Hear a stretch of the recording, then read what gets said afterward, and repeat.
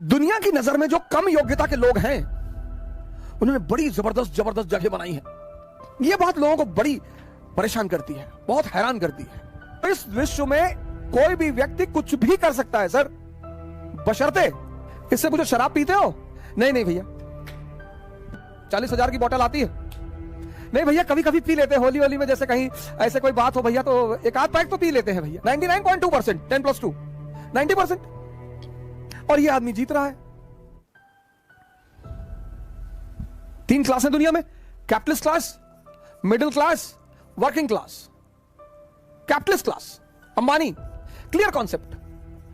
ऊंचाई पर वही व्यक्ति है जिसके कॉन्सेप्ट क्लियर है, बस कोई धर्म की कोई भूमिका नहीं है।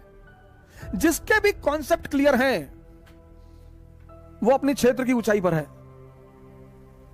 वो चाहे धर्म का कॉन्सेप्ट हो, चाहे समाज का कॉन्सेप्ट हो, कॉन्सेप्ट क्लियर होना चाहिए। मिडिल क्लास, इसके मिक्स्ड कॉन्सेप्ट है, मिक्स्ड।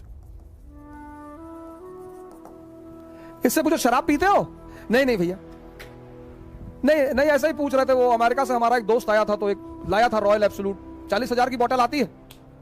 नहीं भैया, कभी कभी पी लेते हैं होली होली में, जैसे कहीं ऐसे कोई बात हो भैया तो एक आध पैक तो पी लेते हैं भैया, एक आध।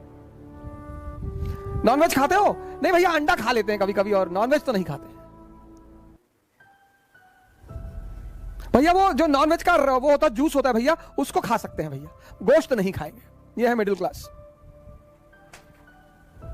Working class, people without concept. ये जो मजदूर कौन है जिनके पास जीवन में कोई कॉन्सेप्ट ही नहीं है? मजदूर हैं, 11 बच्चे हैं, 11।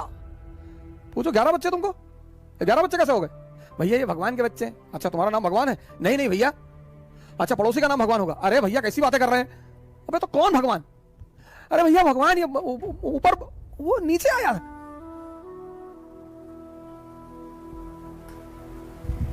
दुनिया में हर वो आदमी मजदूर है जिसके अपने जीवन के कॉन्सेप्ट स्पष्ट नहीं है। सिंपल सिद्धांत है। दुनिया में हर वो आदमी महान है जिसके अपने जीवन के कॉन्सेप्ट क्लियर है। ये करना है मतलब करना है। क्योंकि आप बाहर निकलोगे, जितने लोगों से बात करोगे उतना कंफ्यूज होते चले आओगे। हम पढ़ा सकते हैं तो इस दुनिया में कोई आदमी कुछ भी कर सकता है।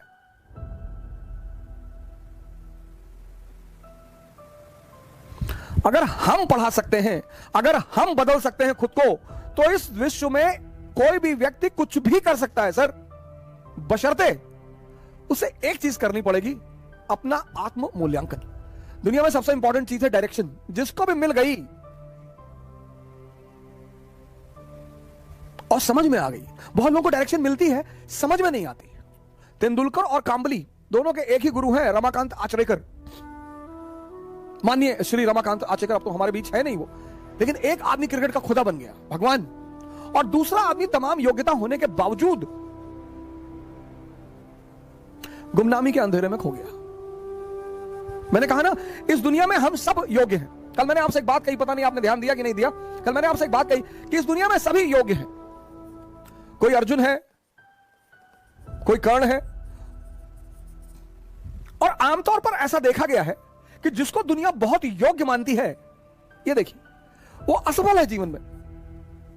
यह बात लोगों को बड़ी परेशान करती है, बहुत हैरान करती है कि ऐसा क्यों है यार, कि एवरेज क्षमता का आदमी, अब कर्ण के सामने अर्जुन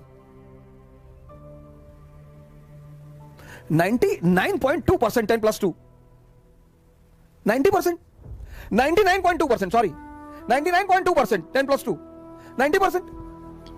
और यह आदमी जीत रहा है। यह बात आपको आश्चर्यचकित नहीं करती? और ये यही नहीं है कहानी में, यह जीवन में भी है।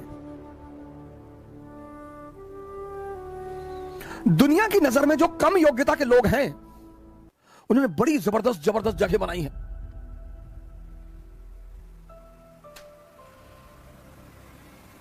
दुनिया में जो कम योग्यता के लोग हैं उन्होंने बड़ी जबरदस्त जबरदस्त जगह बनाई है। क्यों है ऐसा? क्योंकि जो भी संदेह के सहारे चलेगा, संदेह, जिसको भी अपने कामों पे डाउट है, इसका सारथी कौन है? संदेह, मन, शल्य। इनका सारथी कौन है? चैतन्य। ये कल मैंने आपको बताया था, कॉन्शियस। बस जीवन में यह देखो कि तुम्हारा सारथी कौन है, और जीवन 100% रिस्क है।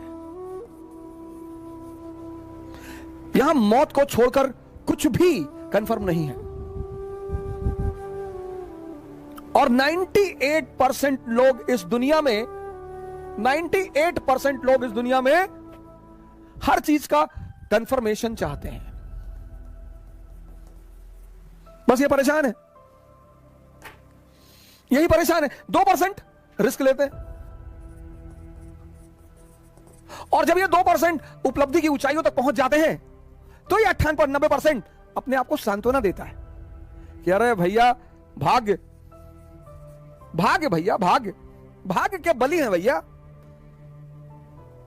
भाग्य, भाग्य नहीं है।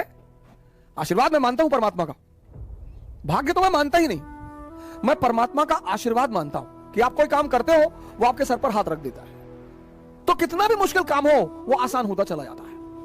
और आपको एक ऐसे कई सारे लड़के मैंने अपने टीचिंग के दौरान देखे जो आए और आते उन्होंने कहा कि सर हमें आईएएस नहीं बनना, पापा जबरदस्ती भेज दिया, हम पढ़ने आए। हम नाम नहीं लेंगे, एक यूपी कैडर के आईएएस है, मैं उनका नाम नहीं लूंगा, हमारे मित्र हैं, उन्होंने हमसे यही कहा था कि सर पापा जबरदस्ती भेज दिया, हम हाईकोर्ट में प्रैक्टिस करना चाहते थे और जब हमारा पढ़ने वढ़ने मन नहीं लगता है। हमने कहा बहुत जबरदस्त यार, बहुत बढ़िया, शाबाश, वेरी गुड। इतनी ईमानदारी है, इतनी ईमानदारी तो है कि तुम मानते हो कि मेरा पढ़ने में मन नहीं लगता। फिर एक बैग वो बंदा गायब हो गया, और हुआ क्या, अच्छा ग्रुप मिल गया, अच्छे लड़के मिल गए, अच्छे सीनियर मिल गए, और पढ़ने में मजा आने लगा, मजा आने लगा, बंदा वो काम करने लगा।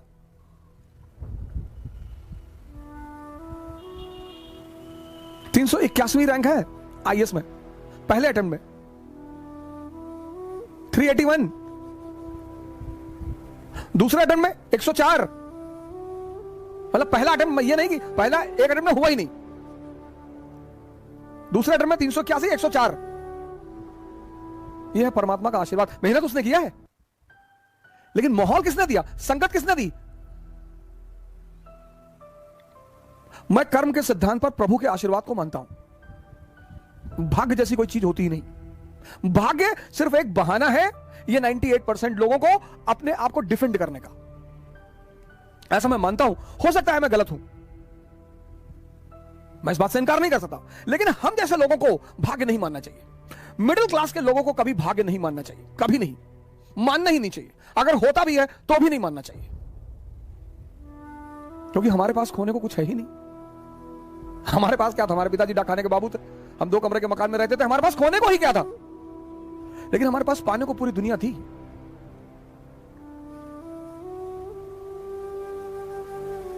सारे फ्रंट पे लड़ रहे हैं, ये देखो, यहां तलवार चला रहे हैं, यहां तलवार चला रहे हैं, यहां तलवार, यहां तलवार, यहां हर तरफ। जिंदगी में एक फ्रंट चुनो, उसी पे लड़ो, बाकी सब बंद कर दो।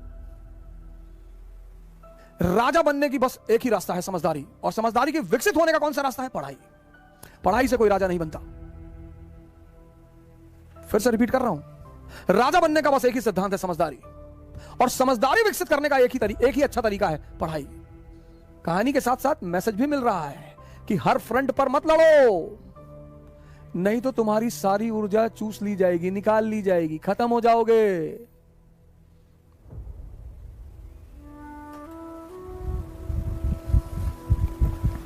राजा बनने का बस एक ही सिद्धांत है, समझदारी का विकास, और समझदारी बढ़ाने का बस एक ही सिद्धांत है, नहीं, समझदारी बढ़ाने का सबसे अच्छा सिद्धांत है पढ़ाई। हमारे देश में लोग कहते हैं पढ़ोगे तो राजा बनोगे, बिल्कुल नहीं, सवाल ही नहीं उठता, प्रश्न ही नहीं उठता, गलत है वो। पढ़ोगे तो नौकर बन जाओगे, लेकिन हां, अगर पढ़ाई से अपनी समझदारी का विकास कर लिए तब तो राजा बनोगे।